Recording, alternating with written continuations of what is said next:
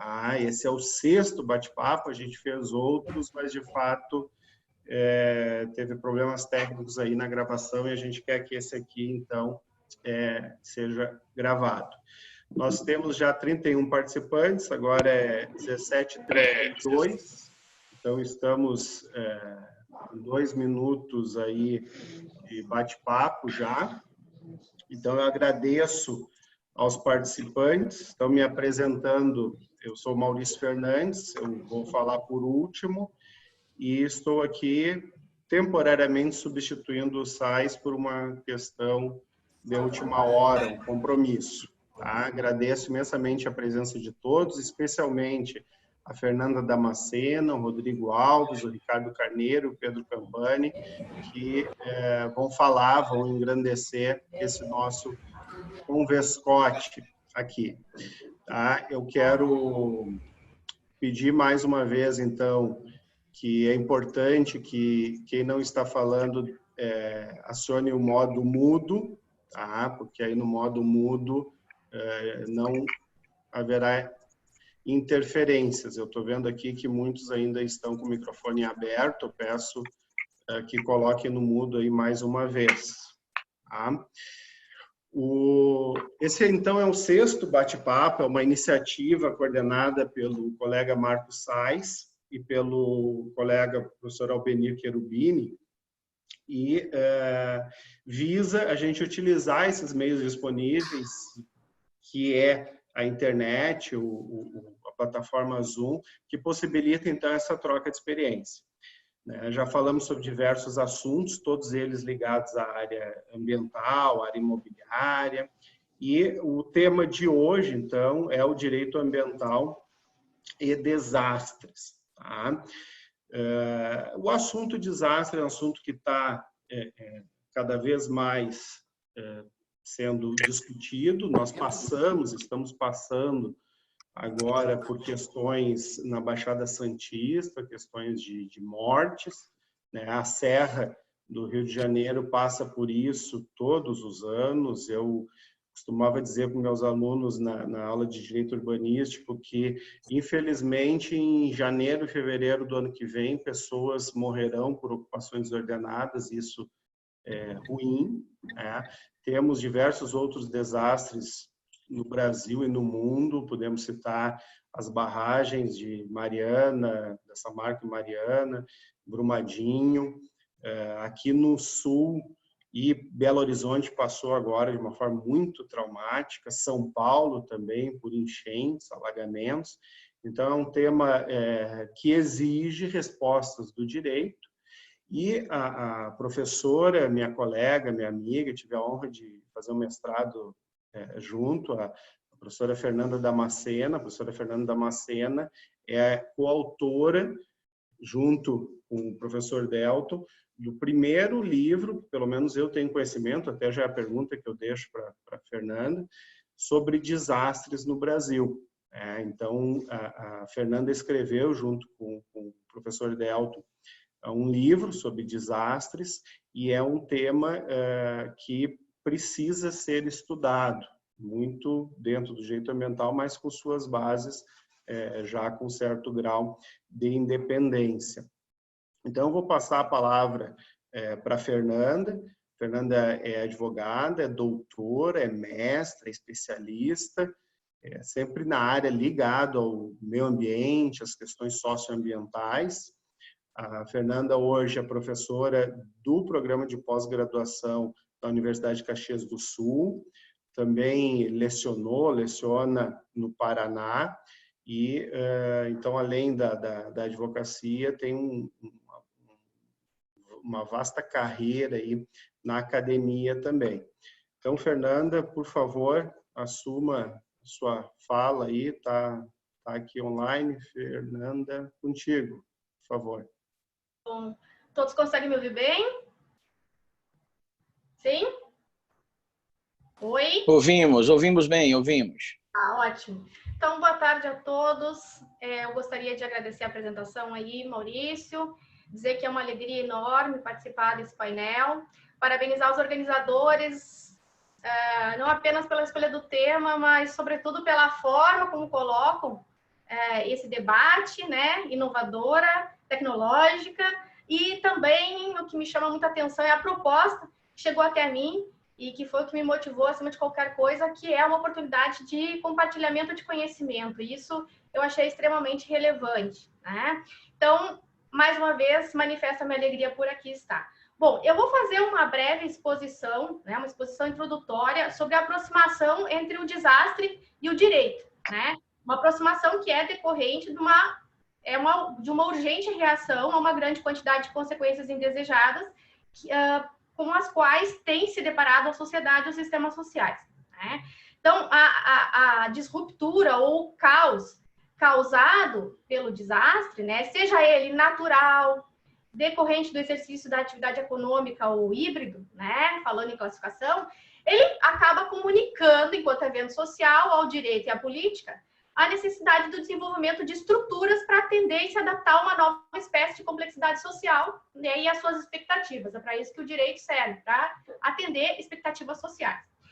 No Brasil, o arcabouço normativo existente em matéria de desastre, muito em grandes linhas, é composto pelo Decreto 7257 de 2010, pela Lei 12.340 de 2010, hoje já bastante alterada, pela Lei 12.983 de 2014 e a Lei 12.608 de 2012. Então, esse conjunto de instrumentos normativos representam aí a regulamentação infraconstitucional de uma série de previsões, orientações constitucionais, como, por exemplo, incisos lá do artigo 21 da Constituição Federal, e eu diria até do próprio 225, porque o 225 nos traz a importância de um ambiente ecologicamente equilibrado e nada mais desequilibrante e caótico para o ambiente e para uma vida digna do que o desastre, né?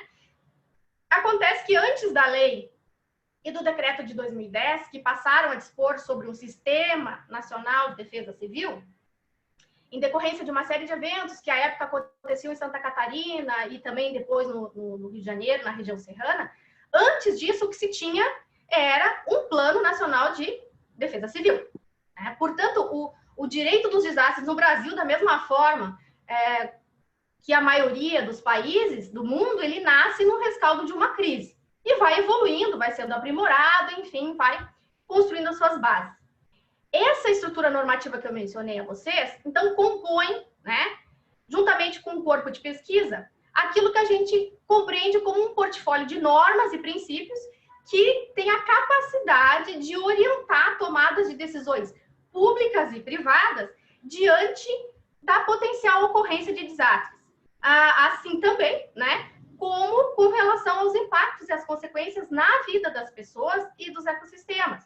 Então, o direito dos desastres, ele é caracterizado, né, além do que eu acabei de colocar, por um círculo de gestão de risco que observa riscos potencialmente catastróficos, não é qualquer tipo de risco.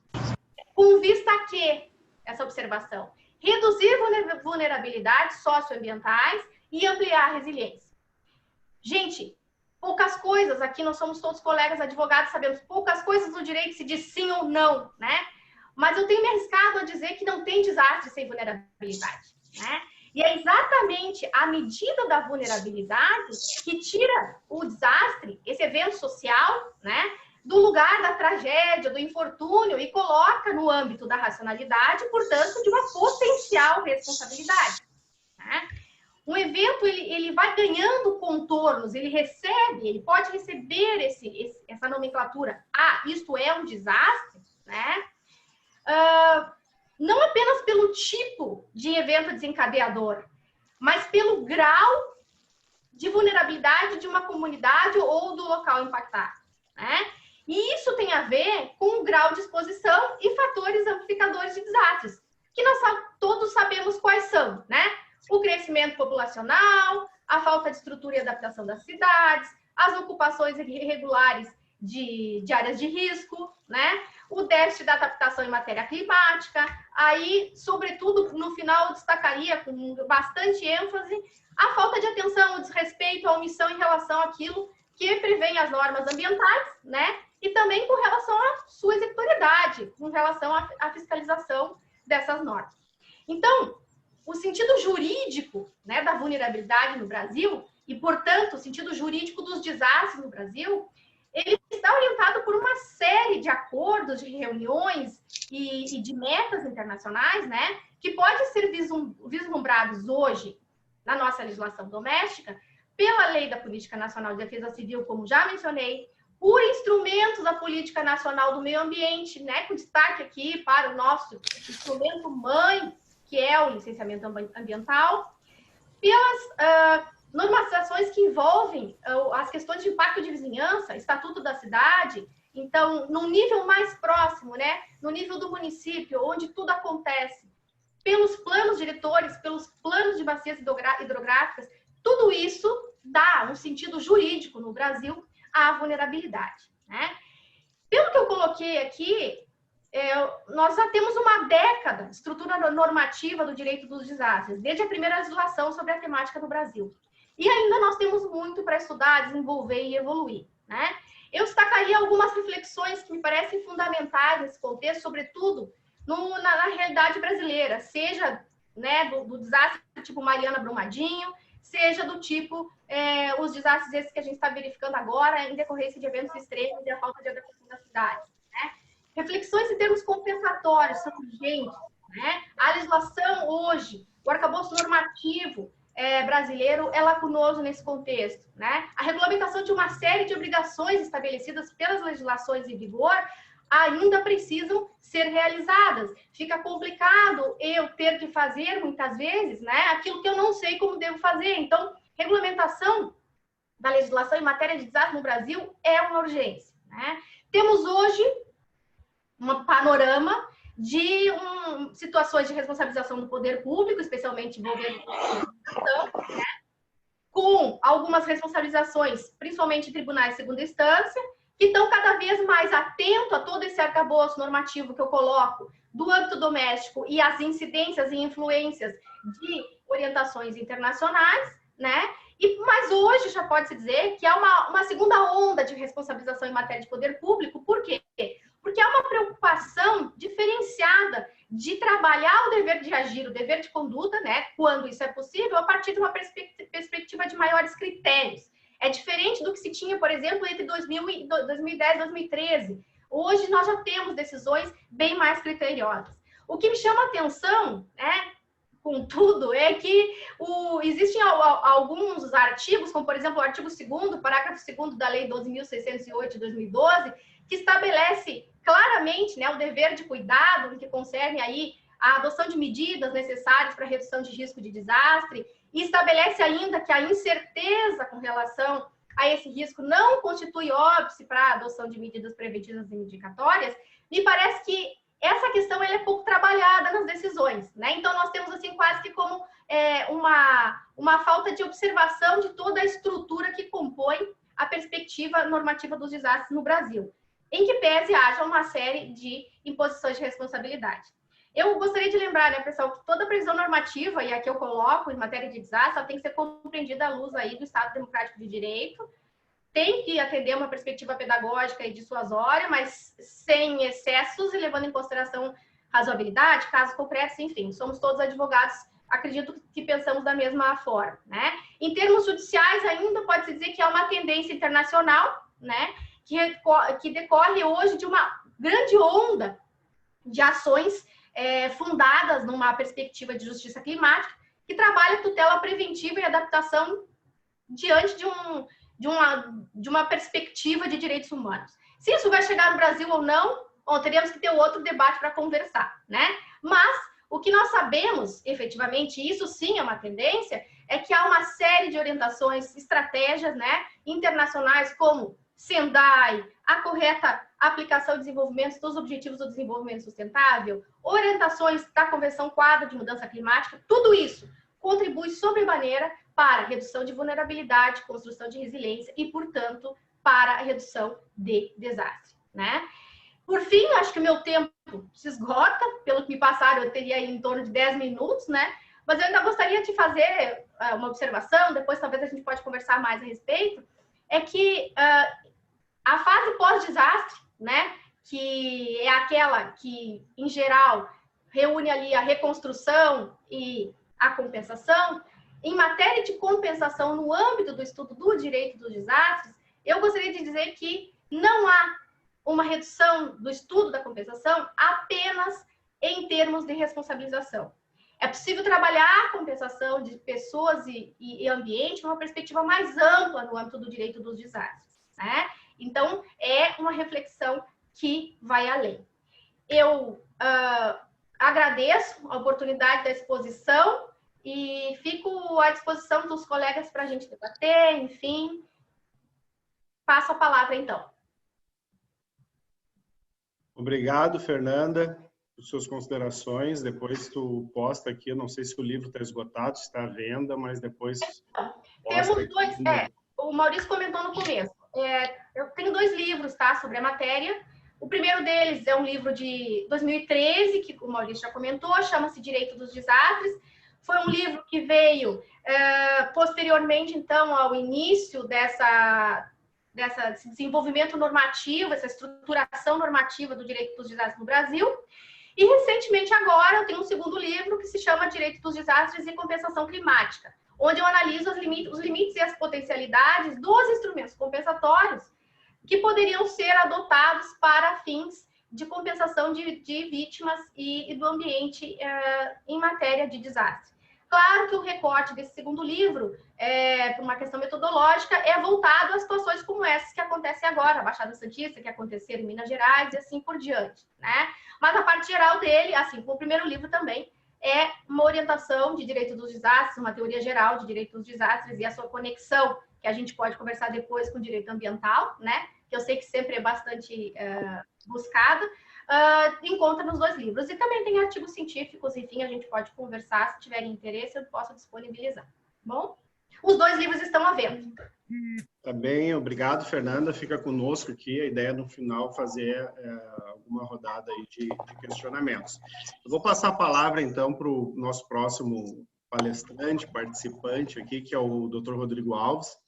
O Rodrigo, ele é advogado com especialização em direito empresarial pela PUC de São Paulo, mas ele é baiano com a formação e o trabalho lá na Bahia, já trabalhou em incorporadora, em grandes incorporadoras, tanto na área jurídica quanto na área de diretoria, como executivo, e é fundador do Baiano de Direito Imobiliário.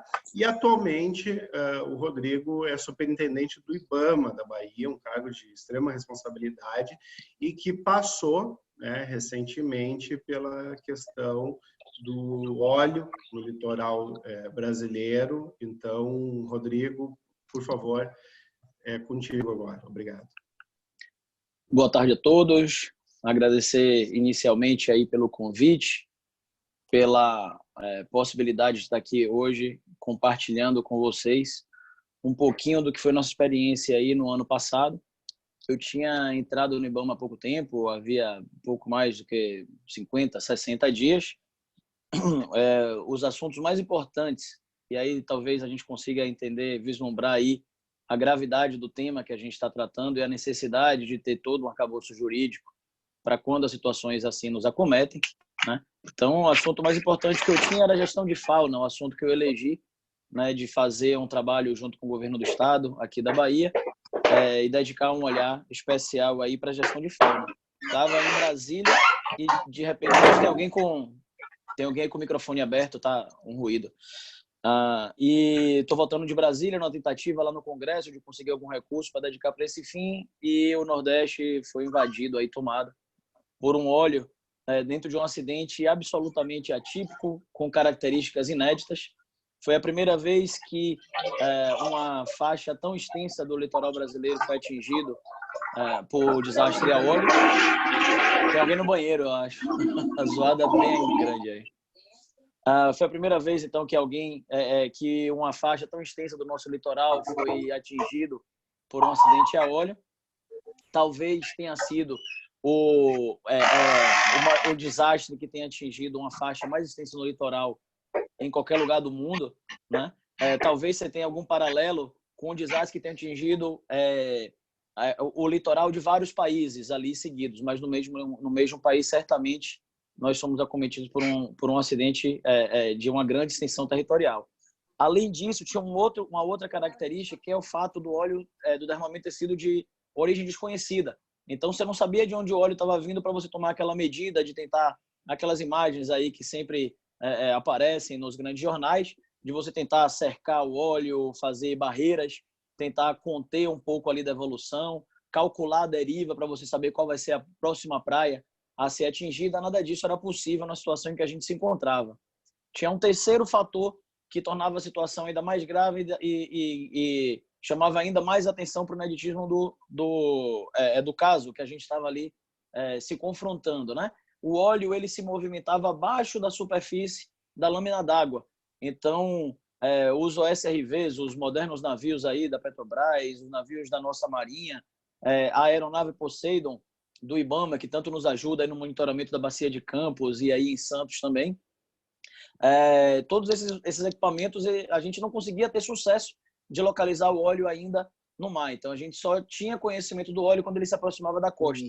Então, o trabalho foi basicamente de você ficar fazendo o monitoramento dessa faixa imensa de litoral, extremamente extensa do litoral, e seguir fazendo a limpeza da praia, né? Enquanto a Marinha trabalhava na gestão de tentar localizar a fonte, né? O originador dessa poluição. Então, a gente tem uma legislação moderna no Brasil, que os grandes especialistas aí, né? Talvez os ressentidos por terem pedido as suas cadeiras aí recentemente na gestão, né, da área ambiental no Brasil, teve muita crítica. Por que não se acionou o PNC rapidamente?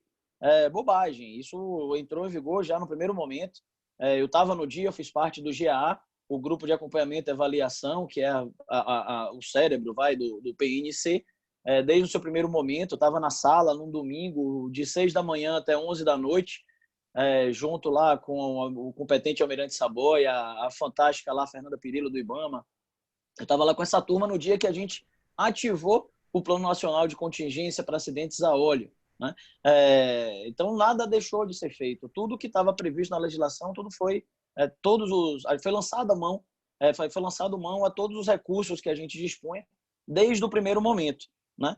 Mas assim como aconteceu em outros grandes desastres na história, quem acompanha aí esse assunto do oil spill aí pelo mundo, pode verificar que é um aprendizado constante. Nós temos 50 anos aprendendo a lidar com isso, né? Hoje, o tráfego marítimo de embarcações transportando óleo é 100, 200 vezes maior do que foi 30 anos atrás, e o número de acidentes é 100, 200 vezes menor do que era naquele momento inicial, né, de todo esse trânsito, todo esse tráfego de óleo aí no mundo afora, né? Então, é um aprendizado. A cada vez que a gente vai se deparando com realidade nova, a cada vez também que surgem novas tecnologias, a gente vai adequando e vamos construindo novos sistemas que possam fazer frente a esses desafios, né? Caminho agora para ir para 7 minutos de apresentação, resta 3. Então, falar um pouquinho da experiência especificamente com o PNC, o Plano Nacional de Contingência. Eu acho que nós somos muito felizes que o PNC foi criado aqui agora, 2013, muito pouco tempo atrás, logo depois daquele derramamento de óleo no Golfo, e no Golfo do México. Então, a gente, inspirado, motivado por aquele acidente, criamos uma legislação muito moderna no Brasil e participou da criação dessa legislação, participou da criação do Manual de Ativação do PNC, a Fernanda Pirillo, que hoje é a coordenadora de emergências ambientais do IBAMA, né? Assim como os competentes almirantes da Marinha que trabalharam na construção da legislação e trabalharam conosco desde o primeiro momento, desde lá do dia 2, 3, quando começou tudo isso, essa turma estava trabalhando à frente da situação toda. Então, as medidas foram tomadas com muita velocidade. Eu acredito que muito pela competência dessas pessoas que participaram da construção da legislação e estavam nos postos, tiveram autonomia total para a tomada de decisão desde o primeiro momento em que o desastre aconteceu.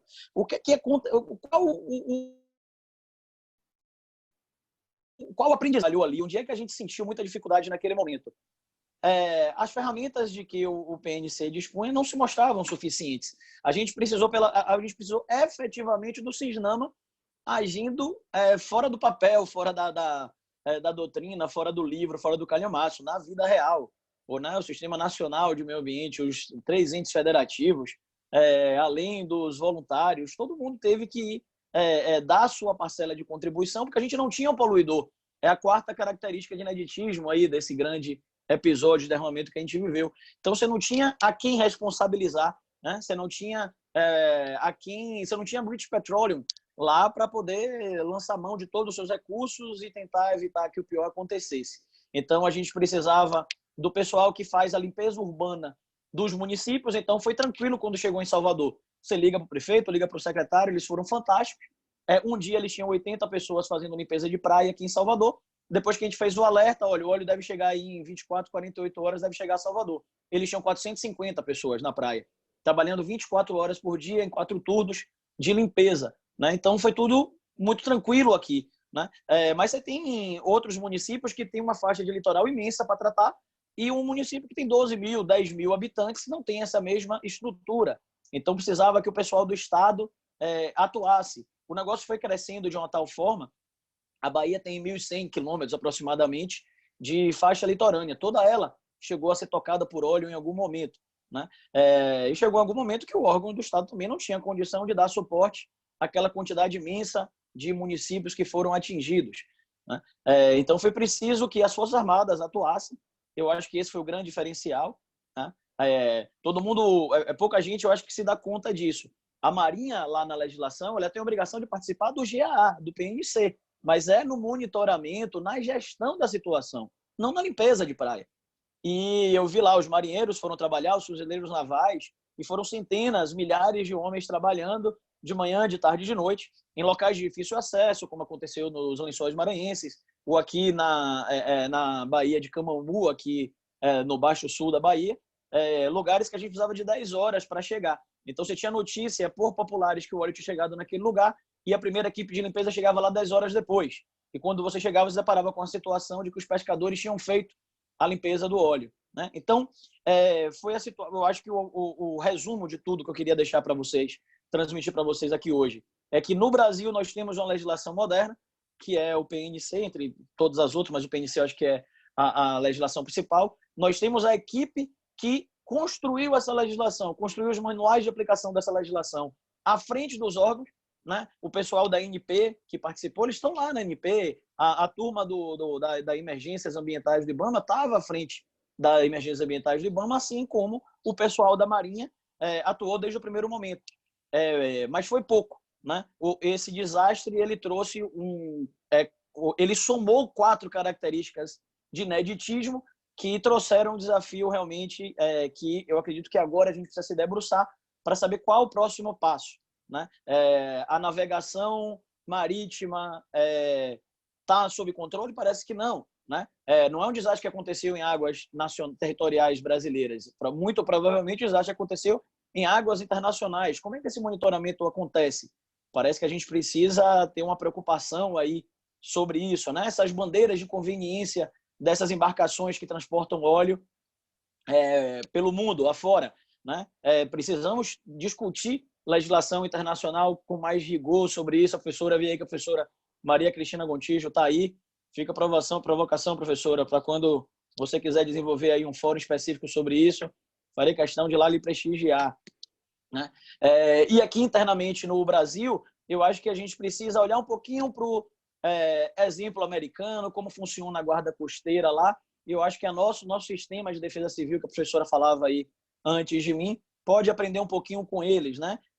Com a diferença de que lá existem desastres naturais e os nossos desastres aqui são mais por falta de planejamento, por negligência ou coisa do tipo. As grandes chuvas que a gente está enfrentando talvez seja um problema muito mais de falta de planejamento urbano e de gestão do que em função realmente não é um furacão, não foi o Katrina que se abateu sobre nós, né, que vitimou mais de 40 pessoas agora na Baixada Santista. Então, eu acho que a gente tem um trabalho aí grande para fazer e então eu encerro, acho que já atravessei aí o meu tempo. Encerro agradecendo aqui mais uma vez os organizadores, me colocando à disposição dos senhores. Meu telefone está aí, eu estou entrando a partir do meu telefone pessoal, eu acho que vocês conseguem visualizar. Quem quiser bater um papo depois, alguma informação adicional, a gente pode compartilhar com vocês com muita alegria, tá bom? E mais uma vez, deixar aqui uma mensagem de que fiquei encantado aí com o formato do debate, do bate-papo, virei fã. vou acompanhar aí todos os outros, ainda na qualidade de espectador. Tá bom? Forte abraço, amigos. Obrigado, Rodrigo. Sua participação aí, de fato, traz, né, um ponto fantástico e preocupante, que é a ausência do poluidor, identificação. Até depois, na rodada de perguntas, se tu puder atualizar a gente, se foi identificado, chegou a ser apontado um navio específico, enfim. Mas o desenrolar disso, porque a gente que está longe, não está no Nordeste, a gente acompanha, claro, mas às vezes, como faz parte do teu cotidiano, se puder encaminhar alguma informação aí sobre os desdobramentos disso, é importante. E aqui no Sul a gente tem casos, alguns climatologistas dizem já que a gente tem furacões aqui, mas tivemos ventos aqui de mais de 100 km por hora, isso não é raro. Aqui no Sul está ocorrendo isso, uma rotina razoável. Agora o Ricardo Carneiro, então, vai nos brindar com a sua fala. O Carneiro é advogado há mais de 20 anos, ele é mestre em Direito Econômico pela Universidade Federal de Minas Gerais, especializado em Direito Ambiental, Minerário, Energia, foi professor também da UFMG, PUC, já trabalhou nos órgãos ambientais, FEAM, SEMAD, e é membro da Comissão de Direito Ambiental da OAB e da UBA, nossa querida UBA, do qual eu também sou membro, e tantos vocês que estão aqui. Então, Carneiro, tu está conosco, pode assumir o posto, por gentileza? Perfeito, Maurício. Meus colegas, imagino que o som esteja audível. Ok. Também tenho, como sempre, que transmitir as minhas homenagens à iniciativa. Marco Sais foi o grande idealizador desses eventos. Maurício nominou inicialmente como Convescote, mas acho que são um pouco mais que isso, né, Maurício? Os portugueses costumam se referir a esses debates de alto nível intelectual como uma tertúlia. Eu acho que mais nessa qualificação esses eventos se enquadram. Ressaltar aí o papel do Maurício e do Albenir como coordenadores técnicos desses eventos, né? E destacar aí o painel de fundo da imagem do Maurício, que é o site, o portal direitoambiental.com. É importante, estou vendo aqui a imagem de um outro superintendente do IBAMA, além do Dr. Rodrigues Alves, que acaba de nos premiar com suas ideias, também o Dr. Enio Fonseca, que pode fazer aí um gesto a todos. Está visível por aqui, viu, Enio? É o superintendente do IBAMA no estado de Minas Gerais. Certamente, na hora dos debates, terá grande contribuição às discussões. O Enio, inclusive, coordena alguns painéis temáticos no âmbito do Comitê Interfederativo, criado por decorrência dos efeitos do acidente da Samarco, né, com o rompimento da barragem de Fundão. Eu diria, Maurício e colegas, que talvez não seja das pessoas mais qualificadas, dos profissionais mais qualificados para falar em direito dos desastres. A professora Fernanda Damascena é autora no tema, e antes de iniciar os trabalhos, conferi a disponibilidade de 2 de seus trabalhos pelo site, pelo portal, o marketplace da Amazon.com. Né? Então, ela disse que está disponível para compra, e de fato eu fui lá conferir. Basta entrarem na Amazon.com, que não sei se está disponível em formato digital, mas pelo menos em formato físico, os livros, 2 deles, inclusive, quanto à questão climática, estão disponíveis. Na verdade, eu também tenho, mas confesso que pelo pouco tempo de reflexão sobre o tema, alguma dificuldade ainda a compreender no âmbito do direito brasileiro a existência, a autonomia de um direito dos desastres. Sei que a disciplina toma força no âmbito do direito norte-americano, né?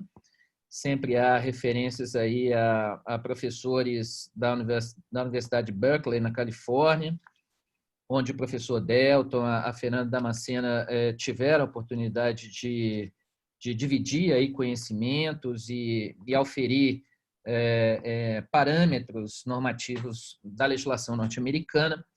Mas eu, sinceramente, ainda sou daqueles formados há um tempo, e já se vão quase 26 anos,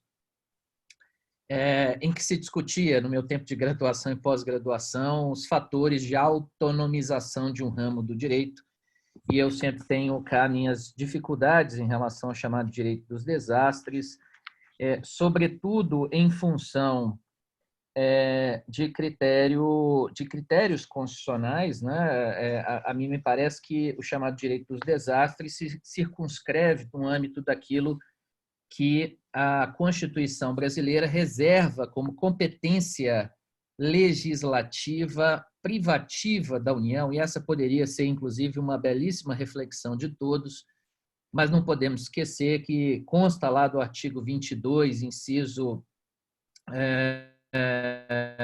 28 do texto constitucional, que é competência privativa, portanto, sob o aspecto normativo reservada à União, a legislação sobre defesa do território, defesa aeroespacial, marítima e defesa civil.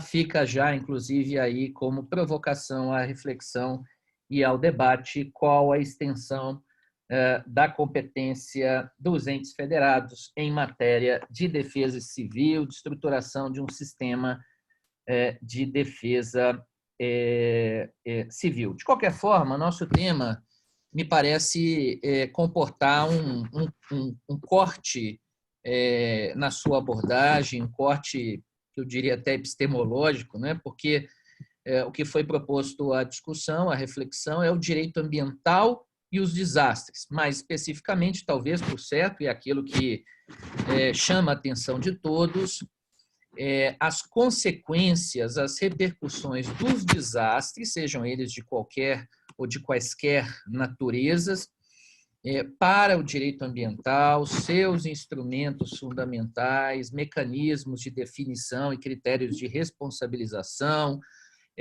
a alocação de mecanismos compensatórios e, sobretudo, na definição de procedimentos administrativos, de perfil autorizativo e licenciatório, capazes de fazer face às intervenções necessárias diante da ocorrência de desastres.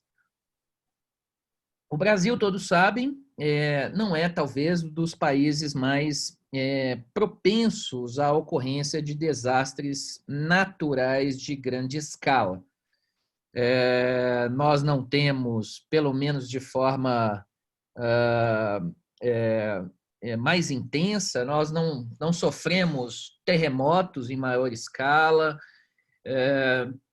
mesmo em função disso, talvez até pelo posicionamento do nosso continente aí, no meio de uma placa continental, nós não enfrentamos maremotos e tsunamis, nós não conhecemos, o Maurício falou agora que o Rio Grande do Sul tem se sujeitado a movimentos atmosféricos aí, que possam ser qualificados como furacões ou tornados, mas, enfim, não é um fenômeno muito comum da nossa realidade, nós não temos vulcões ativos.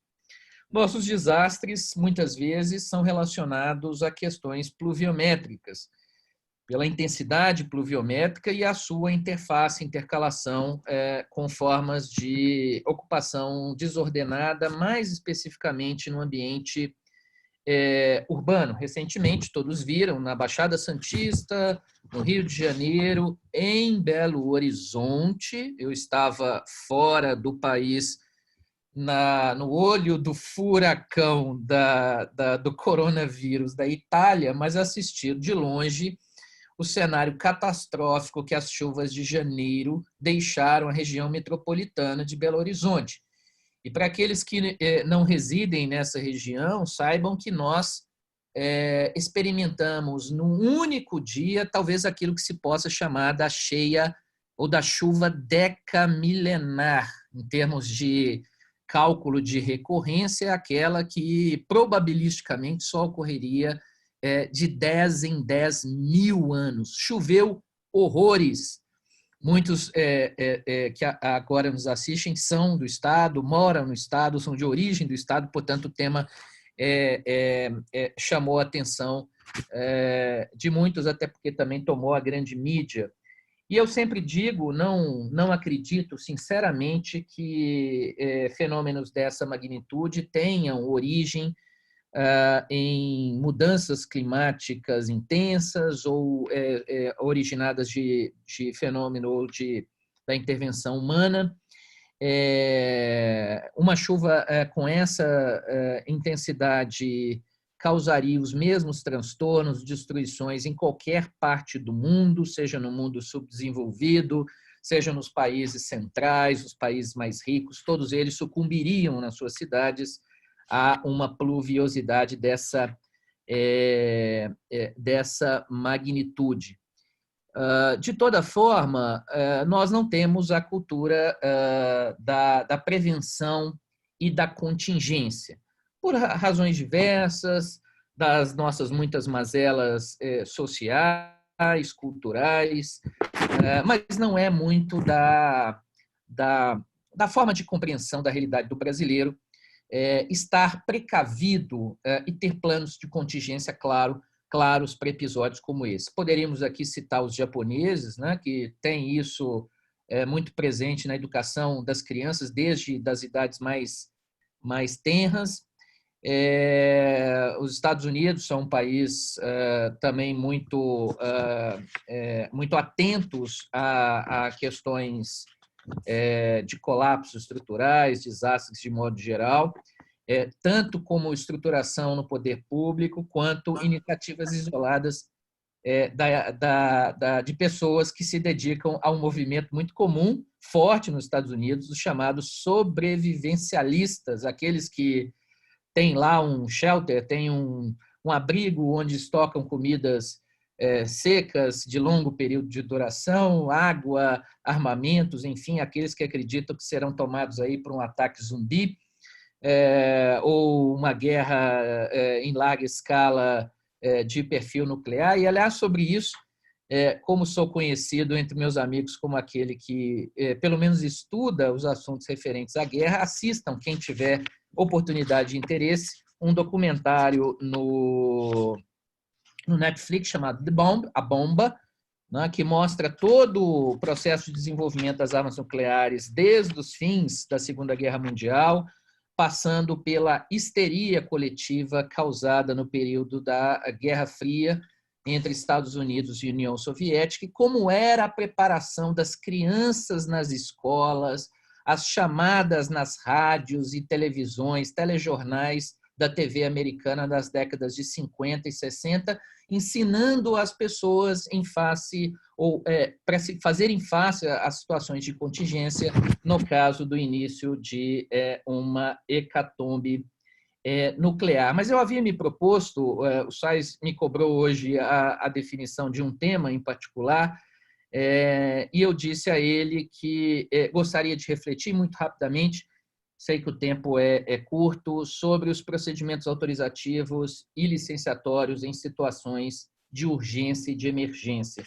A experiência mais recente que vivemos que incitou essas reflexões, inclusive é muito próxima daquela vivenciada pelo Pedro Campani, que deve estar nos ouvindo e fala na sequência, tem relação com os mega acidentes relacionados a barragens de água e barragens de rejeito de mineração. O próprio Pedro Campani sempre diz que o Brasil tem uma taxa de recorrência e de ocorrência desses incidentes com barragens que é estranhamente alta e, portanto, inaceitável. Enfim, e não me refiro necessariamente a barragens em mineração, né? Barragens de modo geral, muitas barragens pequenas rompem no país afora todo ano, algumas delas com menos ou mais consequências, mas não relatadas na grande mídia. Mas me chama a atenção o fato de que o direito brasileiro não contempla instrumentos muito claros para autorizar ou permitir a realização ou as intervenções necessárias a fazer face a episódios catastróficos, a episódios referentes ou decorrentes de desastres.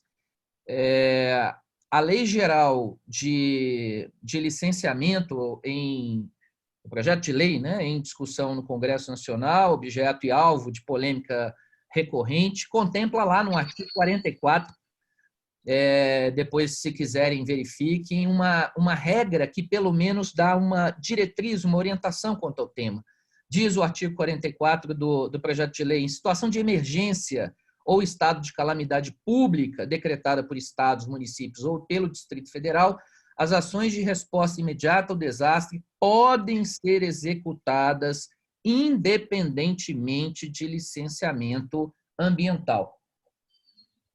Das poucas disposições normativas, atos normativos que encontrei e conheço que disciplinam um regime jurídico de licenciamento em situações emergenciais, é uma resolução do Conselho Estadual do Meio Ambiente do Estado do Pará. Não sei se tem alguém do Estado do Pará nos ouvindo, mas é a resolução COEMA, número 146, de 11 de abril de 2019, recente, portanto, talvez sob influxo do acidente de Brumadinho, mas envolve todo o ciclo necessário às intervenções referentes à reconstrução, recuperação de obras civis, atividades econômicas, para socorrer populações afetadas, prevendo um formato que chama aqui de um licenciamento emergencial, uma autorização, inverte a lógica do procedimento, né? Não há avaliação de viabilidade pela emergência e pela necessidade imposta, apenas a emissão de uma licença precária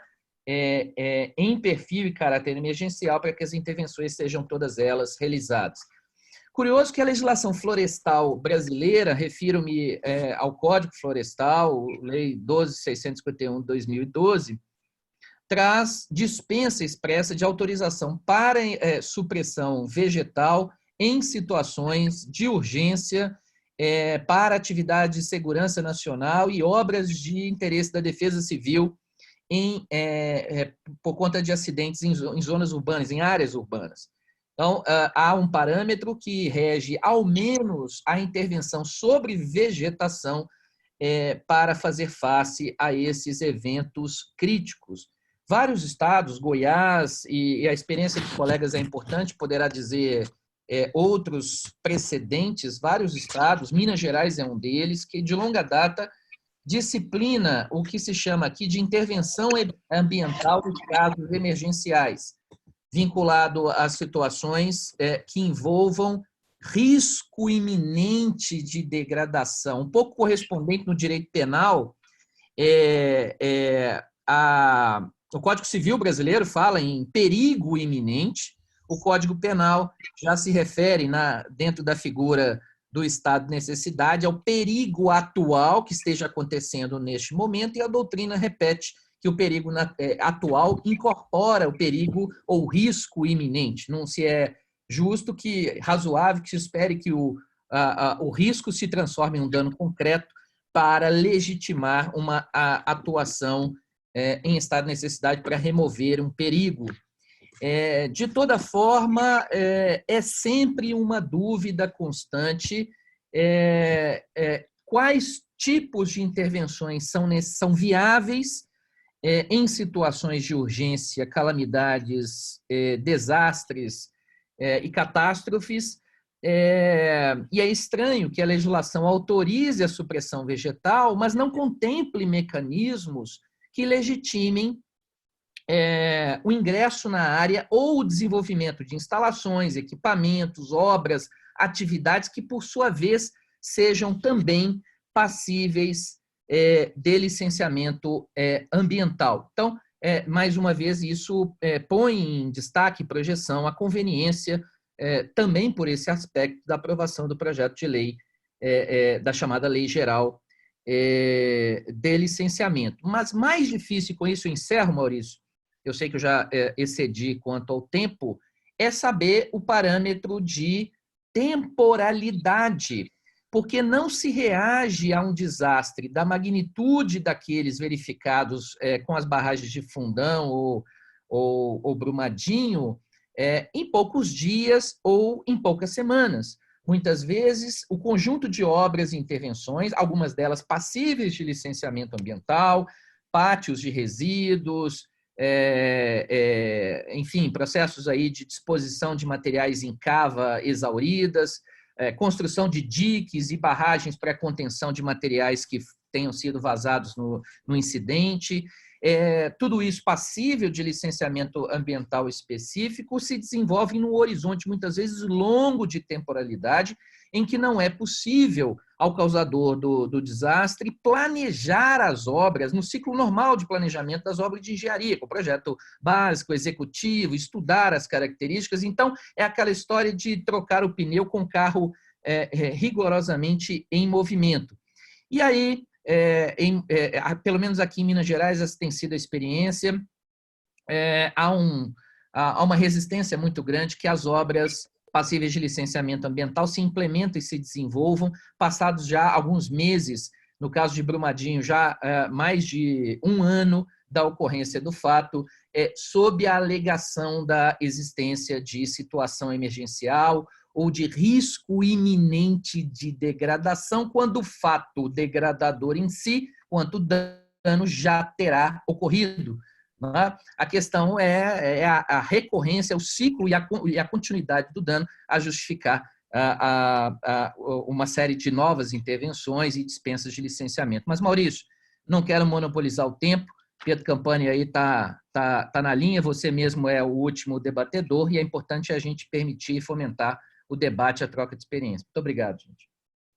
Obrigado, Ricardo Carneiro. Importante colocação. Para quem entrou agora, nós estamos próximos a 50 participantes, 49, agora 46, e isso a parte boa desse processo, que então, quase 50 pessoas aqui participando. Então, quero registrar aqui, parabenizar o Albenir e o Marco Sais, que organizaram, e o Sais, por uma questão emergencial que eu falei no início, e agora reforço, ele só não está presente por questões de advogado, que a gente sabe que quando o telefone toca, efetivamente tem que agir quando é o cliente. Bom, o Albenir, eu estou em contato no chat aqui com ele, eu não sei se ele quer fazer uma palavra, ele está no celular ali.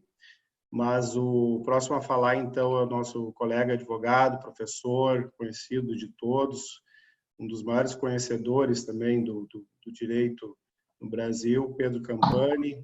Por favor, Campani. Pedro Campani, que tem o nosso 5 minutos de direito ambiental, hein? Obrigado pelo Vale conferir. Gente, obrigado aí pela apresentação. Não sou digno dessas palavras aí do Maurício. Mas obrigado a mim. O papel aqui hoje, rapidamente, é passar um pouco da minha experiência sobre gestão jurídica de desastres, né? Ou seja, como um advogado dentro de uma empresa que passa por uma situação de desastre, deve procurar agir e orientar os seus clientes, tá? Eu, por sorte ou por azar nessa vida, passei por 2 grandes acidentes, tá? Com barragens de mineração, né? Tanto no caso do Samarco quanto o mais recente de Brumadinho do outro ano, mas também já passei por outros casos de acidente ferroviário, náutico e tal, e que sempre tem uma dinâmica parecida dos eventos, que leva, então, uma reflexão aqui que eu queria passar um pouco para vocês sobre o papel do advogado nesse momento tão difícil de qualquer empresa ou para qualquer pessoa que conviver com um desastre de grande magnitude, né? Bom, primeiro momento, assim, é muito difícil, assim, a gente poder dizer tudo o que pode acontecer num desastre. Mas uma coisa é sempre comum nesses cenários de crise de grande proporção, né? Sempre a grande preocupação inicial de um advogado para passar a orientação do seu cliente é ter tudo documentado, ter uma comunicação una, por mais difícil que isso possa parecer, e ter elementos mínimos para que você possa dar respostas seguras, concretas e imediatas, de acordo com as demandas que forem apresentando, tá? Por que eu estou falando isso? Porque um desastre não acaba só com a recuperação do dano no mundo jurídico, né? O desastre se mantém até o final de todas as ações judiciais envolvidas desse dano inicial, que vão durar anos depois do próprio evento destrutivo, né? Então, e há uma preocupação muito grande, porque, num primeiro momento, todo mundo quer responder tudo da melhor forma possível, tá? E isso não é o mais adequado. A empresa precisa ter uma orientação de ter mecanismos de controle, um porta-voz pré-definido, com um acompanhamento direto do jurídico, com experiência nesse tipo de comunicação, para poder fazer os devidos informes no momento exato. Por que isso? Porque, no primeiro momento, todas as investigações que vão decorrer desse desastre, tanto no âmbito criminal, quanto no âmbito civil, quanto no âmbito administrativo, grande parte delas vão ser subsidiadas por notícias na mídia, tá? Eu sei que é um absurdo isso, mas é a mais pura verdade, tá? Você tem inquérito policial instaurado com notícia de jornal de 5ª categoria, você tem inquérito civil instaurado com coluna de opinião de jornalista, você tem auto de infração que junta foto de reportagem, sabe? Isso é uma coisa muito confusa. No início, todas as informações são muito confusas e muito perdidas, né? E é papel do advogado que for trabalhar nessa gestão saber ter o mínimo de informação sobre comunicação de risco, relações com a imprensa, tal. Não é que o advogado vai assumir esse papel, mas ele tem que estar junto com os interlocutores adequados para dar as devidas orientações. E por que isso? Porque a gente adota a figura da tríplice responsabilidade na seara ambiental, né? Então, civil, penal, administrativa. O desastre vai startar essas 3 responsabilidades, no mínimo, tá? Isso que eu não falo ainda na esfera trabalhista, na esfera securitária, os seguros também vão ficar de olho em tudo aquilo que você fala, na esfera societária de mercado de capitais, né? Agora, recentemente, uma das empresas aí envolvida nesses desastres teve que fazer um acordo com a CVM aí, por declarações que o seu CFO, né, o diretor financeiro da empresa, fez na melhor das boas vontades para a imprensa, explicando ações de recuperação, então, que pé que estava, e não considerou como fato relevante. O que poderia, que houve então um processo de avaliação, tiveram que fazer um acordo, né? E a nova moda também agora das class actions, dos escritórios que vêm para o Brasil literalmente captar problemas e levar o caso para um fórum shopping lá fora para conseguir indenizações maiores, e quem vem acompanhando aí nos últimos desastres que aconteceram no território nacional. Além dessa preocupação mínima de comunicação, que é muito importante, e aí eu posso citar vários exemplos de coisas boas e coisas ruins, não só dos casos que eu trabalhei, mas outros que eu já tenho acompanhado aí pela imprensa, né? Outra preocupação também é como você faz a gestão jurídica, assim, a gestão dos processos e do acompanhamento dos escritórios que você vai envolver nessa questão, né? Por que isso? Porque, assim, a rotina de um jurídico numa companhia que sofre um desastre, ele é um dos mais impactados dentro da sua própria rotina, tá? Por quê? Porque você não consegue, primeiro, parar os processos que já estavam em curso, e segundo, que você literalmente é arrastado por um universo de demandas judiciais, tanto processuais quanto pré-processuais ou extraprocessuais, e você criar uma equipe exclusiva para cuidar disso. Não tem como um profissional normal conseguir conciliar uma rotina anterior que ele tinha de gestão jurídica do dia a dia normal da empresa com uma gestão dinâmica e emergencial que o desastre traz, tá? E determinadas coisas também você não vai conseguir terceirizar com o escritório, porque tem coisas que tem que ter responsabilidade direta da própria representante da empresa se manifestando, né? Por mais procuração que você dê para um escritório e tal, tem que ser limites que você não consegue fazer isso, e decisões, às vezes, você vai ter que tomar junto com a diretoria da empresa, que um escritório terceirizado, por melhor que possa ser, não tem possibilidade legal de poder fazer esse apoio, né? Então, é uma situação bem delicada, mas você deve procurar. Hoje em dia, tem escritórios que estão se especializando na gestão de desastre, né? Isso nos Estados Unidos até é a coisa mais comum, porque o cara já compra o pacote, já leva o legal, o communication, já leva o media release, media press e outras coisas, tá? No Brasil já se começa a criar essa figura aí do escritório que chega para gerir a crise como um todo, né? E outro ponto muito importante, né? Todo mundo busca sempre a melhor reparação no menor prazo possível, tanto aquele que foi impactado como aquele que causou um impacto, né, o dano na situação. Acontece que o desastre dentro da seara ambiental tem uma dinâmica muito própria e que é um grande drama, qualquer um que vive ele. Por quê? É a premissa que eu falo assim, quando você tem um desastre, você precisa de um tempo para poder fazer a avaliação da dimensão dos danos desse desastre, né? É como se fosse um EIA, você tem que fazer um estudo ambiental até onde esse desastre vai gerar os efeitos. Mas o drama do desastre é, qualquer coisa que você vai fazer, ela tem que ser bem calculada, senão ela pode causar efeitos subsequentes de outros danos desse desastre. Tá?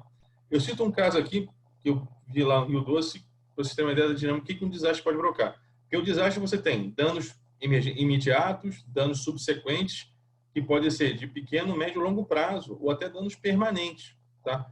E, às vezes, medidas de reparação podem gerar novos danos também. Tá? Vou dar um exemplo muito claro para você entender. Quando houve a contaminação do Rio Doce lá pelos rejeitos na barragem da Samarco, houve uma imediata interrupção de água em toda a bacia do Rio Doce, de abastecimento de água. Né? Então, dentre as áreas atingidas por esse abastecimento de água, teve o caso de uma terra indígena, que é a terra indígena Krenak, no município de Aimorés, Minas Gerais, tá? E que ficou suspensa então, a captação de água para essa aldeia, uma aldeia que o projeto vivia ao lado do rio tal, e precisava muito da água dessa rio. Então, fez um acordo imediato com a participação da FUNAI e do Ministério Federal para se fornecer insumos de sobrevivência a essa população. Então, com isso, fornecer alimento, ração para os animais e água mineral.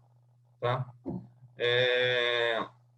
Passado um ano de fornecimento de água mineral, você começa a ter outros problemas. Que era, primeiro, essa aldeia não tinha coleta de lixo domiciliar. Então, se começou a acumular garrafas de água mineral ao longo da aldeia. Começou a ter acúmulo de resíduos, começou a gerar aumento de vetores de dengue. A água mineral ela tinha um índice de sódio maior do que uma água normal. Começou a aumentar os casos de hipertensão dos moradores dessa aldeia. O tipo de comida que se dava não tinha peixe, tinha mais carne vermelha. Começou a aumentar os índices de colesterol, pressão. Tudo decorrente de ações de reparação que, a princípio, seriam normais, mas que acabam gerando efeitos e mudança na rotina daquelas pessoas e que podem ser considerados danos, né? Assim, dependendo da situação. Então, qualquer medida, a princípio, ela tem que ser muito bem calculada. Mas o drama do desastre é que qualquer coisa que você fizer é muito tarde já para começar. Né? Então, você tem sempre que tentar fazer uma conciliação entre o que eu tenho que fazer com o que eu preciso saber para saber até onde eu tenho que fazer ou o que eu não devo fazer. Tá? Vou pegar um outro caso assim, muito clássico para mostrar a vocês o drama. Né? Também no caso do Rio Doce, teve uma ação civil pública do município de Linhares, no Espírito Santo, que estava preocupado da lama contaminar as lagoas vicinais da cidade de Linhares e que essas lagoas fazem o abastecimento público da água do município de Linhares, do município de 100 mil habitantes. Né? A Linhares não é abastecida pelo Rio Doce, né? Mas é uma lagoa próxima do Rio Doce que sofre influência e poderia ser contaminada pelo Rio Doce. Um juiz de Linhares deu uma ordem mandando fazer uma barragem emergencial para conter a lama. A barragem foi construída. Passado 3 anos desse evento, a barragem continua lá. Só que a barragem foi feita sem EIA-RIMA, sem nenhuma avaliação, e hoje a barragem está causando uma estagnação da água da lagoa, com um aumento de algas e um grau de contaminação altíssimo, maior que existia antes do evento. Né? Agora, como você convence alguém para desfazer uma barragem? Né? Isso vai entrar na fase de perícia, da ação e tal, e nesse meio tempo, o próprio impacto que deveria ser mitigado se tornou ainda menor do que está sendo provocado pela ação de recuperação. Né? Por quê? Por falta de estudos ambientais adequados que podem subsidiar a tomada de decisão. E tem outros casos que são até motivos de chacota. Aquelas telas de proteção de óleo que usaram no Rio Doce, não serviu para nada, e outras coisas do gênero. Tem gente que queria usar avião para jogar dispersante no rio, outras coisas. Então, assim, é muito importante, né? Quando você tem uma gestão jurídica no desastre, então, você procurar pessoas com experiência e tal, mas, ao mesmo tempo, ter um modus operandi mínimo, que é garantir a comunicação adequada do seu cliente para com a mídia. Tá? Um exemplo clássico de comunicação inadequada, vocês podem ver aí. Ver o caso aí da BAC. Né? A Baker, agora o problema da cerveja artesanal. A Baker fez uma série de afirmações já na primeira semana do evento, que ao longo das semanas seguintes foram desmentidas, né? E começou a gerar uma desconfiança das próprias informações que a cervejaria estava fornecendo, né? Então, na dúvida, você não deve prestar informação. É melhor você ser punido por não falar o que você não deve, entendeu? Do que falar uma coisa que depois você se desdizer ou se corrigir vai ficar muito pior. Segundo ponto, outro ponto muito importante também é que todas as empresas hoje que tenham riscos associados de grandes desastres tenham que ter seguros para esse tipo de evento, tá? E essa é outra coisa que pode matar a empresa, né? Às vezes, o bloqueio econômico com os desastres joga na empresa, a asfixia financeira que ela tem por falta de fluxo de caixa, coloca mais em risco a vida financeira dessa empresa do que os próprios danos do desastre, tá? Por que acontece isso? Porque não tem uma mensuração mínima ainda do quanto aquele desastre vai provocar, né? Então, você começa a ter pedidos de ações bilionários, sem o menor fundamento técnico, né? Como a famosa ação civil pública de 155 bilhões de reais, que o Ministério Público Federal fez, inspirado no acidente da British Petroleum, né, no caso do Rio Doce, que se fosse definida uma ordem de bloqueio da ordem de 10% disso, nenhuma empresa no Brasil tem um capital que garanta esse valor, com base em juros, alguma coisa do gênero. E se tiver quebra, porque perde o fluxo de caixa total. Então, acho que só o governo brasileiro teria isso. Então, é importante também orientar os clientes que, se há risco de estrutura de poder provocar grandes desastres, procurem, já existem produtos no mercado já de seguros para esse tipo de evento, para poder garantir juízos, tá? E com essas garantias de juízo, você pode garantir uma sobrevida mínima aí da empresa para ela não quebrar por falta de fluxo de caixa, tá? Eu não sei quantos minutos mais eu tenho, Maurício, assim, eu poderia falar várias coisas, eu estou tentando ser aqui o mais sucinto possível, mas já vi que acabou o meu tempo, tá? Agradeço então a oportunidade a todos vocês, estou muito honrado aí com a qualidade do debate e tal, e estou à disposição para tirar dúvidas. Muito obrigado, pessoal. Boa noite a todos.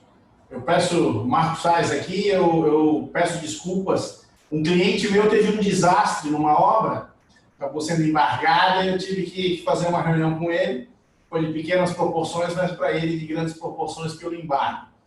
Eu quero parabenizar a Fernanda, Ricardo, Rodrigo pela fala, estou vendo aqui pelos comentários e já também perguntei para os demais aqui, parabéns, as falas excelentes. Pedro, consegui acompanhar a tua fala, nos próprios comentários eles estão dizendo, uma aula prática realmente, acho que a experiência que você teve nesses últimos anos aí, nesse assunto, né, é espetacular, obrigado por compartilhar.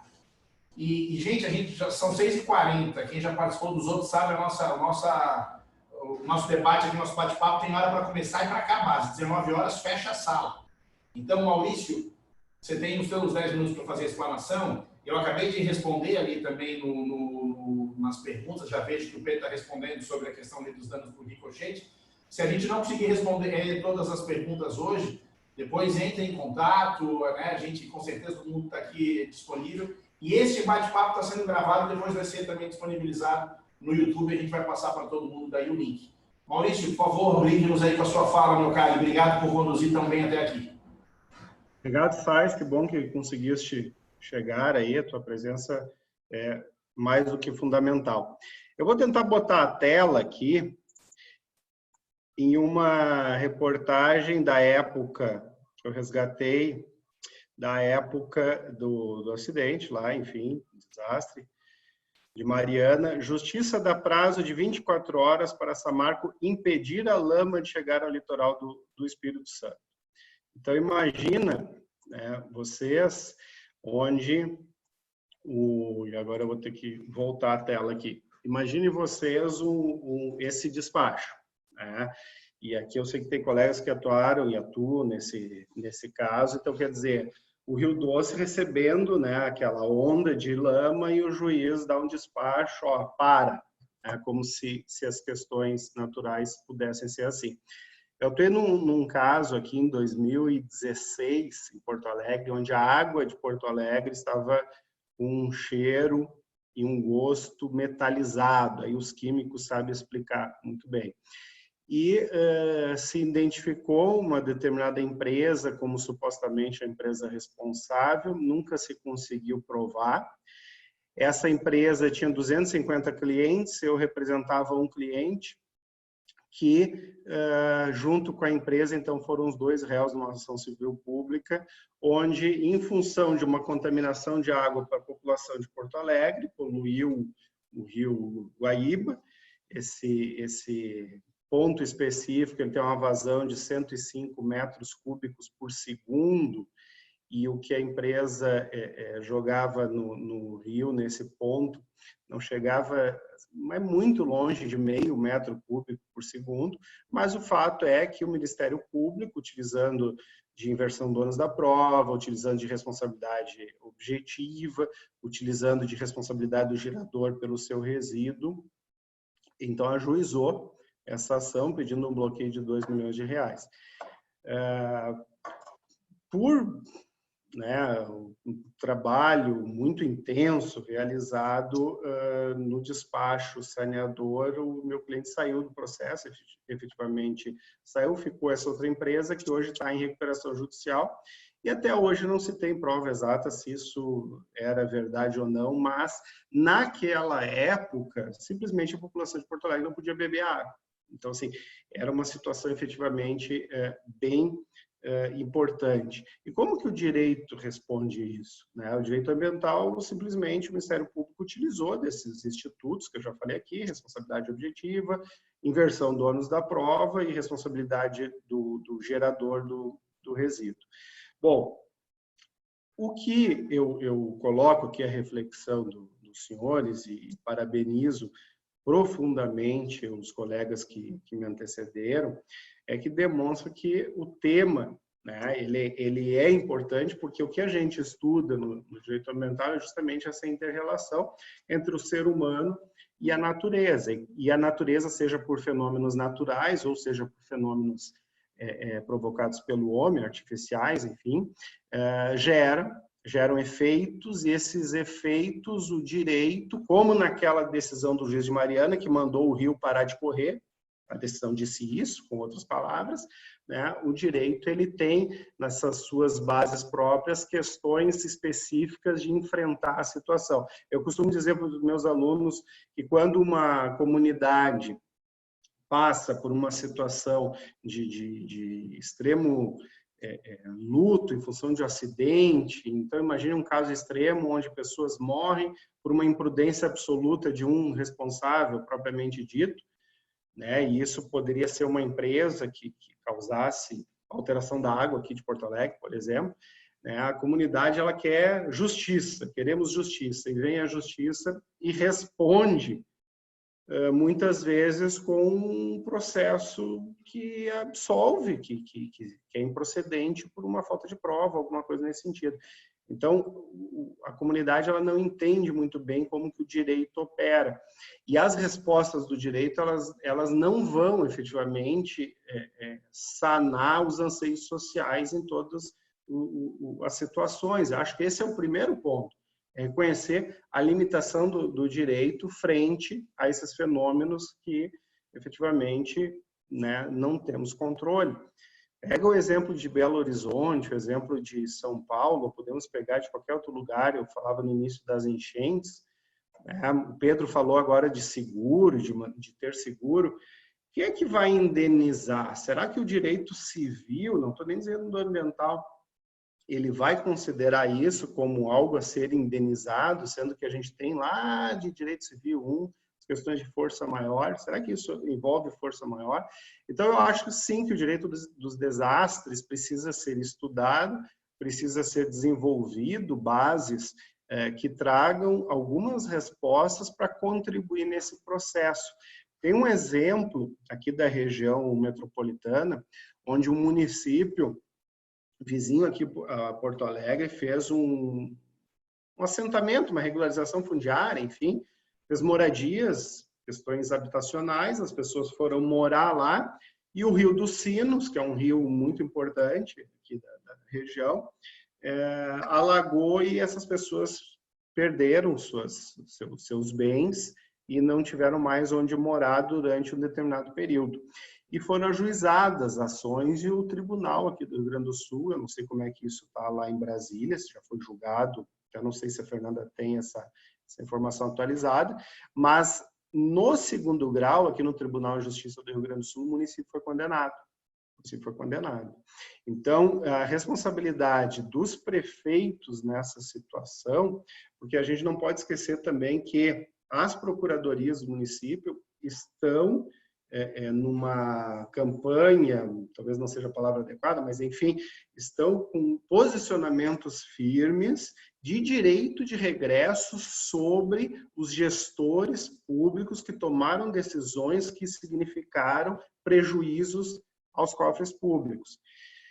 Somado a isso, tem outro fato aqui na divisa de Porto Alegre com o município de Alvorada, que também aconteceu a mesma coisa, o Tribunal de Justiça mandou o município indenizar e com direito de regresso, aí eu estou falando lá do parágrafo 6º do 37 da Constituição, que fala ali da responsabilidade objetiva.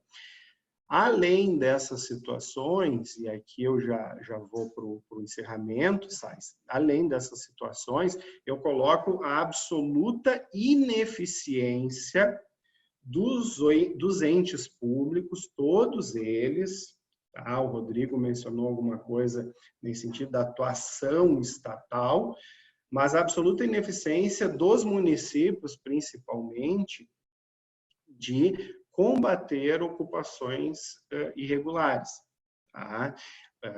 Clandestinas, que eu me refiro, no sentido onde as pessoas, muitas vezes orquestradas, com atitudes orquestradas por questões políticas, estamos no ano de eleições municipais agora, e sabemos que invasões deverão ocorrer, e essas invasões ocorrem geralmente em áreas de preservação, ocorrem em matas, ocorrem em beira de morro, beira de rodovia, em costas, ou seja, áreas de risco. E o futuro, a gente sabe qual é. Eu falava na abertura desse nosso evento virtual, de que, infelizmente, eu falava isso quando eu lecionava Direito Urbanístico na graduação, que, infelizmente, no verão vai morrer gente no Sudeste brasileiro. Gente que está ocupando encosta de morro, e não me cabe aqui aferir responsabilidade, mas sim um alerta em relação à ineficiência do Estado de gerir, de enfrentar esse tema. E pior que isso, tá? Enquanto eu fui gestor público aqui em Porto Alegre, o que angustiava muito é que o cidadão invadia uma área de preservação, uma área que não deveria ser ocupada, e a justiça, na reintegração, inclusive posse nova, enfim, na reintegração, até porque não esqueçamos que tem um precedente do STJ dizendo que casa habitada não cabe autoexecutoriedade dos atos administrativos. Então, através da decisão judicial, a justiça dizia o quê? Reintegra, mas reassenta essa pessoa, recoloca ela em um outro local, em um outro lar, em uma outra casa.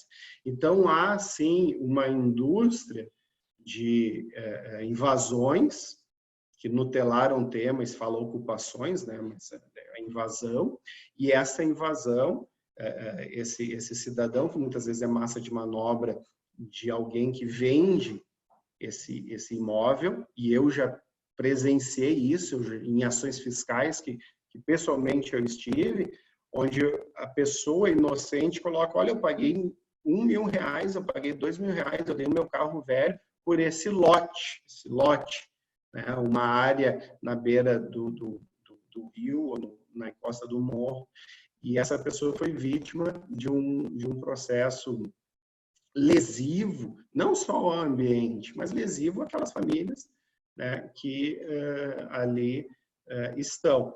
E, de fato, é muito difícil tirar essas famílias, mesmo em área de risco. Somado a isso, a legislação, ela ampara essa situação. Se nós formos verificar e fazer um histórico do sistema de regularização fundiária, a gente vai perceber que lá em 2001, quando o Estatuto da Cidade foi publicado, o marco temporal era o próprio Estatuto. Então, quem ocupava áreas irregularmente até a data do Estatuto, da publicação do Estatuto em 2001, poderia sofrer ou ter o benefício da regularização fundiária. Depois, em 2006, a CONAMA 369, aquela da intervenção em APP, colocou a possibilidade de regularização fundiária nisso aí, depois veio a legislação da regularização e, por último, várias outras normas, mas, por último, a Lei da Minha Casa Minha Vida, que trouxe também questões de regularização fundiária. Aliás, por último, foi a Lei do Temer, que alterou a Lei do Minha Casa Minha Vida nessa questão de regularização. Então, o que existe é, sim, uma continuidade da manutenção dessas famílias por ineficiência do Estado e, inclusive, por beneplácito legal, né? Claro que com a ressalva de sempre área de risco, mas com respaldo legal para a manutenção das famílias. Então, essa inefetividade, essa ineficiência do poder público em combater essa máfia, essa indústria de ocupação de áreas de risco, ela retroalimenta esse sistema. Eu coloco isso como uma preocupação, evidente, uma sincera preocupação, porque a gente não tem, no nosso país, a capacidade, a condição financeira de fazer esse processo sério, como deveria ser feito, de prevenir essas ocupações e depois de recuperar essas áreas de risco, esses ambientes degradados. Então, meus caros, com isso eu encerro a minha fala. Obrigado, Sais, Albenir, que me convidaram, e os meus pares aí que falaram, que muito me honram aqui dividir esse tempo. Obrigado, Maurício. Acho que com isso a gente fecha, né, visões aí bastante amplas sobre esse assunto. Né? A gente fala desde os grandes desastres, também experiência enquanto poder público, já quem estuda há muito tempo esse tema, e Maurício fecha com essa questão também, trazendo para as situações aí do nosso dia a dia. Nós estamos a 6 minutos do encerramento. Eu queria, antes de ver se alguém tem alguma pergunta, alguém dos 5 palestrantes queria fazer alguma consideração? Aí eu só peço que faça de forma bem enxuta, com base em algumas outras falas. Fernanda, Ricardo, Pedro, Rodrigo. Eu queria fazer uma observação muito rápida no episódio daqui da questão. Eu não cheguei a comentar sobre a questão da judicialização, né? Então, a gente chegou a ter em um determinado momento, vocês olham aí no mapa, vejam a extensão do litoral de Sergipe, né, e o restante do Nordeste. A gente estava naquele momento numa situação muito grave, e a gente teve uma liminar, numa ação civil pública lá em Sergipe, determinando que a gente colocasse barreiras, aquelas boiazinhas lá para tentar conter o óleo em todos os estuários do estado de Sergipe. O custo seria de 48 milhões de reais, se eu me lembro bem do número, mês. Né? A gente teve que cumprir, colocamos essas boias, assumimos esse custo e não chegou mais óleo em Sergipe. Como a gente não conhecia a fonte, não tinha como calcular a deriva, lembra que eu falei, não dava para saber para onde o óleo ia. E aí começa a chegar toneladas de óleo em Pernambuco e a gente tem que sair correndo para lá, mas o material estava aqui, para cada boiazinha daquela você precisa ter pessoas ali manipulando, você não instala ela e deixa lá, você precisa ter pessoas para manobrar aquele equipamento. Enfim, aconteceu algumas vezes liminares que mais atrapalharam, como essa aí que tentou impedir o curso do Rio, aconteceu coisa parecida por aqui, foi uma verdadeira guerra, né? Mas acho que no fim deu tudo bem certo. Era a consideração. Obrigado. Obrigado, Rodrigo. Tem uma fala que eu sempre digo, que acho que o Poder Judiciário é o pior lugar para discutir, não só o direito ambiental, e no caso aqui também essas questões dos desastres, por essa falta de conhecimento, né? Fernanda? E eu gostaria de falar, várias questões aí permearam a minha fala, então pontuaria inicialmente a primeira questão colocada, da autonomia do direito dos desastres. Gostaria muito de falar aqui sobre isso, não temos tempo, mas apenas destacar, eu comentei na minha fala, dei uma olhadinha, artigo 21, inciso 18, basicamente, da Constituição Federal, temos ali uma orientação constitucional que depois foi regulamentada por todo o arcabouço normativo que estrutura o direito dos desastres no Brasil. Se nós formos pegar basicamente o que é um ramo autônomo do direito, muito basicamente a existência de um campo temático específico, temos desastre, elaboração de teorias próprias, temos, e elas não vêm somente dos Estados Unidos, Eu estudei nos Estados Unidos, estudei na Austrália, na University of Western Australia, onde o direito dos desastres é desenvolvidíssimo. Temos o direito das catástrofes na França. Então, quer dizer, temos toda uma elaboração teórica própria para o direito dos desastres e também temos um esforço no início disso aqui no Brasil. E o direito dos desastres tem uma metodologia específica, né? A partir de toda a caracterização dele que eu coloquei aqui. Destaco a questão do seguro, né? Que foi colocada pelo Pedro. Instrumento compensatório dá mais vasta importância, juntamente com responsabilidade, juntamente com fundos. Tentei trabalhar um pouquinho disso. Tinha uma pessoa que está no chat aí, pediu para que indicasse trabalhos. Então, tem um trabalho recente sobre desastre e sistemas e modelos e exemplos de seguro, né? Eu trabalho numa perspectiva de um conjunto de instrumentos compensatórios, dada a gravidade, a complexidade do desastre. Então, a revista Direito da Cidade tem agora, recentemente, um artigo sobre seguro desastre, que se houver interesse, eu coloco à disposição. Maurício comentou sobre a questão das responsabilidades. Existe, sim, uma preocupação das decisões nos mais diversos tribunais de segundo grau de enfrentar risco moral e começa a aparecer, de alguma forma, já com alguma decisão, responsabilidade, sim, de prefeitos. Tá? Então, uma questão bem interessante para se refletir. Sobre a questão da retirada de pessoas da área de risco. A legislação brasileira sobre desastre já é bastante evoluída nesse sentido e tem, inclusive, uma orientação de procedimento. É difícil, extremamente complexo, porque é uma questão sociocultural, né, ambiental, mas aí mais um ponto para se refletir. Obrigada pela oportunidade, agradeço aí ter participado, colegas, obrigado pelos aprendizados. Acho que essa questão, Fernanda, é muito importante, né? Eu fiz antes um comentário a partir da fala do Rodrigo do Judiciário. É uma matéria, né? Você estuda muitos anos, dobra móvel de referência, mas é uma matéria que dá para entender que o Judiciário ainda conheça pouco. Então, mesmo esses nossos bate-papos aqui, eles são importantes para acender, né, no mundo jurídico aí a discussão sobre esse assunto. Eu quero só deixar bem claro assim, gente, a gente tem feito a publicação dos apontamentos do bate-papo no portal direitoambiental.com. Nós vamos fazer esse bate-papo. Esse de hoje, como eu já disse, está sendo salvo, vai ficar disponibilizado. Nós temos, foi criado também a partir de grupos de WhatsApp, né, Maurício, do direitoambiental.com. Vocês podem mandar no site ou podem mandar naquele telefone onde fizeram a inscrição para participar desses grupos. Campani também, além do canal do YouTube, tem um grupo também de WhatsApp onde se discute muitas questões ambientais. Eu acho importante que cada vez mais a gente possa ter esses ambientes, esses fóruns para falar sobre esses assuntos. Então, mais alguém quer fazer alguma consideração, meus caros? Pedro, manda. É só uma consideração muito rápida, complementando, que quando eu falei da figura do seguro, normalmente você vai achar no mercado seguros que vão para segurar os danos do desastre. Mas um dos maiores desastres do desastre é essa judicialização que contingencia os próprios recursos que a empresa precisa para fazer face ao desastre, entendeu? Então, tem que ter uma decisão de política pública. Ou se cria uma figura de fundo e o poder público entra rasgando, que nem aconteceu aí no caso do óleo, aí, 40 milhões, cara, para botar boia em todo lugar e depois vai procurar um culpado para pagar a conta, entendeu? Ou então, tem que ter uma segura, porque às vezes essa cautela ou precaução que o judiciário joga aí, mandando bloquear tudo da empresa para pagar, pode matar a empresa. E aí depois vai socializar os danos, entendeu?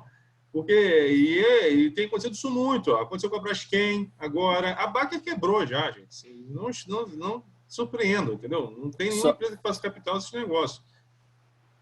Só para complementar aqui, agora imagine no caso que não tem um poluidor. Né? Então, talvez o seguro é uma face da solução, né? Mas a gente tem que ir além disso. Eu acho que falta, assim, instrumentos de política pública tem, mas falta essa efetividade mesmo, né? Porque fica essa figura desse direito clássico do ambiental, é só achar o poluidor, bota a responsabilidade integral que ele paga. Gente, grandes empresas não querem dizer grandes desastres, não, tá? Assim, tem grandes desastres de pequenas empresas também, assim. Vídeo o melhor caso, 737, né? Pode botar a responsabilidade e todo mundo paga a conta. É isso, garoto. Perfeito, bem colocado. Gente, então, se ninguém mais quer fazer uso da palavra, eu agradeço mais uma vez, muito especial, Fernanda, Ricardo, Rodrigo, Pedro e Maurício por aceitar o convite. incansável Albenir, que está aí, acho que já buscou o filho, já está de volta. E a todos os que participaram, a gente agora retomou os bate-papos. Esse é o 6º, a gente vai fazer em abril, vai fazer em maio, vai fazer em junho.